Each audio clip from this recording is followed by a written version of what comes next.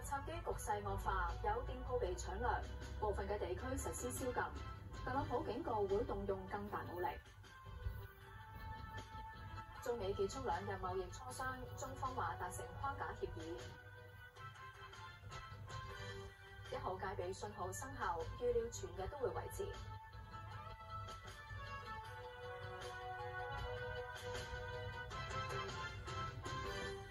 各位歡迎收睇午間新聞。美國洛杉磯嘅衝突持續，有店鋪被搶掠。當地喺4日之內有378人被捕。市長宣布進入緊急狀態，市中心部分嘅地區實施宵禁。總統特朗普批評洛杉磯發生嘅示威係外國入侵，又警告如果衝突蔓延去到全國，唔排除會動用更大武力應對。